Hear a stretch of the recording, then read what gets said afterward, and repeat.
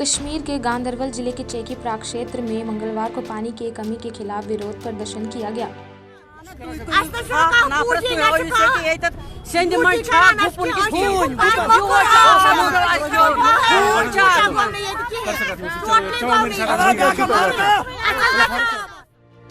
गांदरबल से महविश की रिपोर्ट।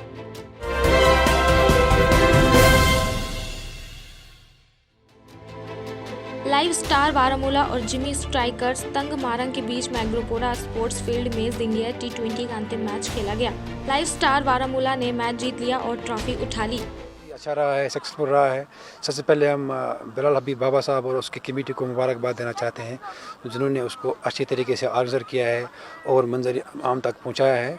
बड़ी अच्छी तरह अच्छा भी रहा और आगे भी रहेगा। कोविड-19 की वजह से हमें थोड़ा पहले कुछ महीने में प्रॉब्लम हुई है। उसके बाद हमने शुरू किया है कि बच्चे घर के अंदर रहे हैं। उसके बाद हमने ये फैसला लिया है, बिलाल साहब और भी कुछ हमारे जंगीर में कमेटी ऑर्गेनाइजर कमेटी, उसके बाद हमने टूर्नामेंट शुरू किया है और हर जगह पे हमने मतलब मैच शुरू किए हैं। जो बच्चे घरों में फंसे हैं उनको हमने बाहर निकाला है। बहुत ही अच्छा रहा है और बच्चे भी, उन्होंने भी अपना टैलेंट दिखाया है। बारामूला से मुदाविर तांत्रिक की रिपोर्ट।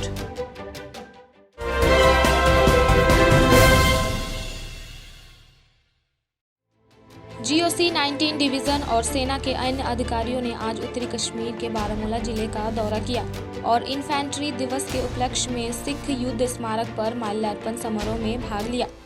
आज हम यहाँ पर इकट्ठा हुए हैं अपने उन सैनिकों को श्रद्धांजलि देने के लिए जिन्होंने कश्मीर की रक्षा के लिए सर्वोच्च बलिदान दिया। आज ही के दिन 1947 में जब कश्मीर में कत्लेआम हो रहा था, खासकर सबसे ज़्यादा कत्लेआम बारामूला में कबायलियों द्वारा किया जा रहा था, तब भारतीय सेना की पहली टुकड़ी ने श्रीनगर एयरपोर्ट पर लैंडिंग की थी और लैंड करने वाली पहली यूनिट थी फर्स्ट सिख रेजिमेंट की पहली बटालियन, जिसको फर्स्ट सिख के नाम से हम जानते हैं।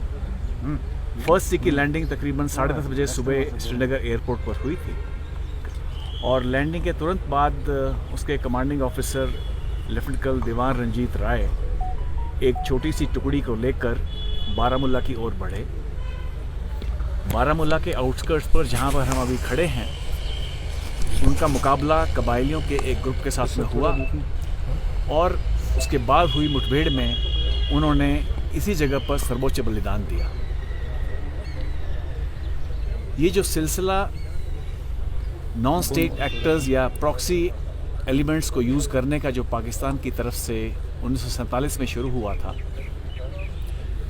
वही प्रॉक्सी एलिमेंट्स का इस्तेमाल एक मायने में आज तक जारी है और पाकिस्तान को अपने इस मंसूबे में मुकम्मल तौर पर शिकस्त मिली है।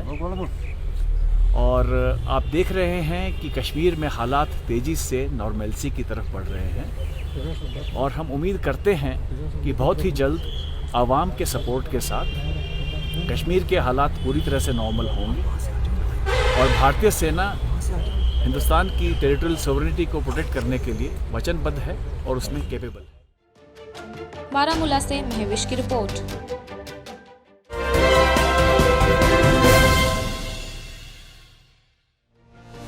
मध्य कश्मीर के बडगाम जिले के मोचवा इलाके में बुधवार को गोलीबारी में 2 जैश-ए-मोहम्मद के आतंकवादी मारे गए, जबकि सेना का एक जवान घायल हो गया। एक वरिष्ठ पुलिस अधिकारी ने बताया कि 2 आतंकवादी मारे गए, जबकि सेना के एक जवान के रूप में भी गोली लगने से घायल हो गए। सेना के सॉलिडियर सिपाही को इलाज के लिए 92 बेस अस्पताल में स्थानांतरित कर दिया गया, जहाँ उसकी हालत स्थिर बताई जाती है। अधिकारी ने कहा कि मारे गए आतंकवादी की पहचान नहीं की जा सकी है। कल श्रीनगर पुलिस, बडगाम पुलिस और सेना के 50 RR की एक संयुक्त टीम ने मोचबा में एक घेरा और तलाशी अभियान शुरू किया। जैसे ही बलों की संयुक्त टीम संदिग्ध स्थान की ओर बढ़ी, छिपते हुए आतंकवादियों ने ताबड़तोड़ गोलियां चलाते हुए बलों पर गोलीबारी की। अंधेरे के कारण ऑपरेशन कल रुका हुआ था और आज सुबह 2 आतंकवादियों को मार गिराया गया।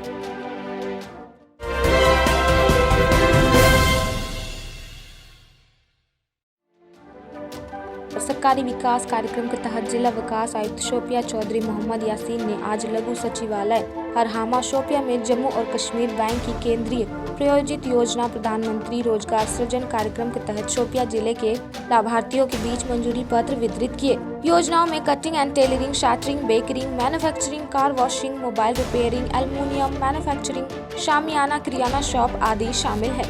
इस अवसर पर बोलते हुए डीडीसी ने कहा कि J&K बैंक रोजगार युवा को ऋण प्रदान करने में एक सराहनीय भूमिका निभाता है और अपने स्वयं के व्यवसाय उद्यम स्थापित करने में उनकी मदद करना जारी रखेगा। उन्होंने जिले भर में अपनी सेवाओं के लिए J&K बैंक की सराहना की और आशा व्यक्त की कि केंद्र शासित प्रदेशों के प्रमुख बैंक लोगों के जीवन में बदलाव लाते रहेंगे और शोपिया के युवाओं को रोजगार के अवसर प्रदान करने में अपनी भूमिका के लिए J&K बैंक को और बढ़ावा देंगे।